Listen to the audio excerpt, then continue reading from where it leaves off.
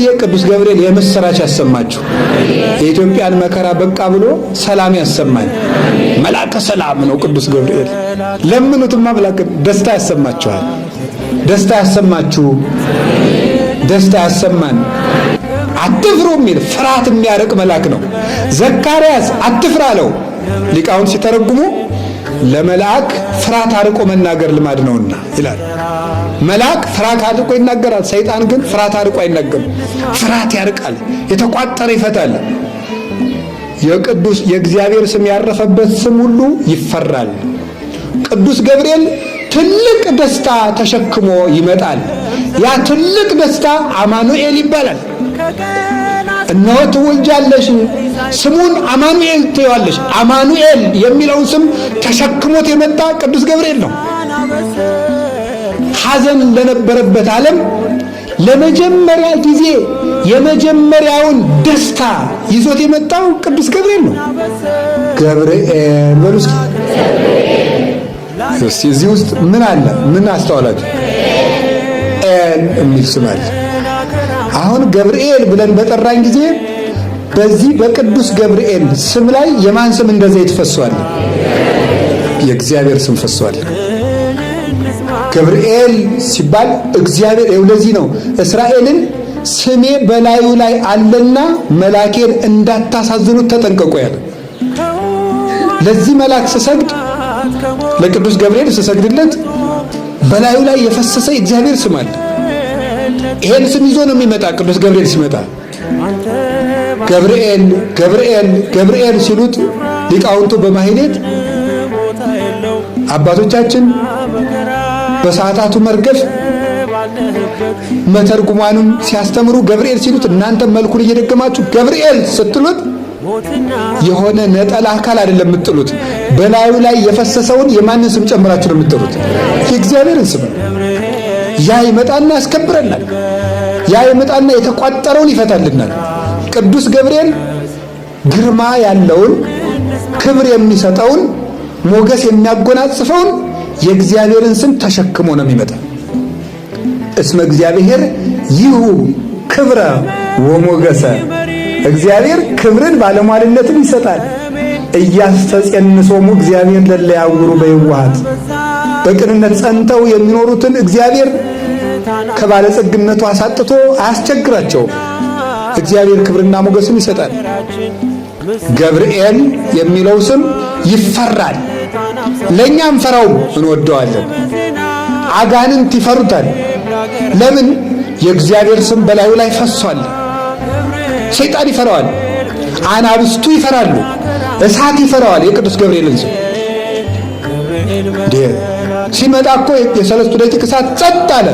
ታዲያ ቅዱስ ገብርኤል ደግሞ የእግዚአብሔርን ስም ተሸክሞ ነው የሚመጣው። ጎበዝ፣ የእግዚአብሔር ስም እኮ ሰማይና ምድርን እንደ ቅቤ ያቀልጣቸዋል። ይሄን ስም ተሸክሞ ለሚመጣ መልእክተኛ አፈር ትቢያ ቢልሱለት ያንሰዋል እንጂ ይበዛበታል። ይሄን ስም ተሸክሞ ለሚመጣ ገብርኤል ይሄን ይዞ ነው የሚመጣ። እሱ ሲመጣ ለዚህ ነው ምድር ትንቀጠቀጣለች።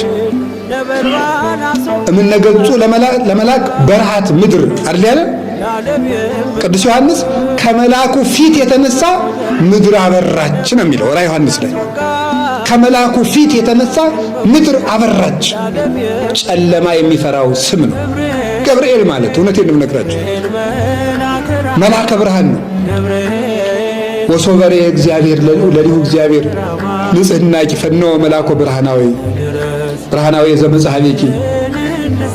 እግዚአብሔር ንጽሕናሽን ቅድስናሽን ባየ ጊዜ ተርታ መላኪ አይደለ ባለሟል መላኩን ያልታወቀ መላኪ አይደለ ቅዱስ ገብርኤልን መላከ ጽልመት አይደለ መላከ ብርሃንን ቅዱስ ገብርኤልን ላከል ወደ አንቺ ላከ ነው ያለ አባ ሕርያቆስ። የቅዱስ ገብርኤል ስም ግርማ አለው። ሲመጣ እሳት ይፈራዋል። በሰለስቱ ደቂቅ በቂርቆስ ጊዜ እንዳየነው የተዘጋ ነገር ይከፍታል ቅዱስ ገብርኤል ሲመጣ። ዳንኤል ሱባኤ ገብቶ የሱባኤ ቁጥር ተገልጾለት ትርጉሙ ጠፍቶት ሲቸገር ቅዱስ ገብርኤል ከች አለ። ትንቢተ ዳንኤል ምዕራፍ 9 ላይ አለ። መጻይኩ ከመፈክር ለከ እስመ ብእሴ ፍቶት አንተ ምስጢር ሊተረጉሙልህ የምትገባ ነብይ ነህና ላንተ ሊተረጉምልህ መጣ አለው። ሲመጣ ደግሞ እየበረረ መጣ ይለዋል። ቅዱስ ገብርኤል ሰው እርዳ ሲሉት ደስ ይለዋል። ደስ እያለው ነው የሚመጣ። እውነቴን ነው የምነግራችሁ። ደስ እያለው ይቀርብ። ደግሞ ደስታ ታድሎታል። ሁልጊዜ በቅዱስ ገብርኤል እንደው በደብሩ በሰፈሩ ሁሉ ዞር ዞር ያለ ሰው ደስታ ሳይሰማ አይውልም። ከልቤንም ነግራችሁ እንደው ሰበካ ጉባኤው ደብሩ እንዲፈጸም እንደዚህ አበልብሎኝ እንዳይመስላችሁ። ከልቤ ነው እማምላክ እማምነው እንደምናገር። ቅዱስ ገብርኤል የደስታ መልአክ ነው። ዘይት ደስ ያሰኛል። ሲቀቡት ፊት ያበራል፣ ደስ ያሰኛል። የእግዚአብሔር ስም ደስታ ነው። ቅዱስ ገብርኤል ይሄን ስም ተሸክሞ ይመጣል። ስንጠራው ይሄ ስም ይመጣል። ለድንግል ማርያም ደስታ ነገራት። ለሶምሶን እናቶች ለማኑሄና ለእናት አባቱ መጽሐፈ መሳፍንት ምዕራፍ 13 ላይ እንደምታነቡት ልጅ አጥተው ሲኖሩ ትወልዳላችሁ ብሎ ደስታ ነገራቸው። ልጅ አጥቶ ላዘነው ለዘካርያስ ደስታ ነገረው። በጨለማ ላሉት እረኞች ትልቁን ደስታ ነገራቸው። እትፍርሁ እስመናሁ እዜንወክሙ አብየ ዜና ዘይከውን ለክሙ ወለኩሉ ዓለም። ለእናንተም ለዓለሙም ተድላ ደስታ የሚሆን ታላቅ ደስታ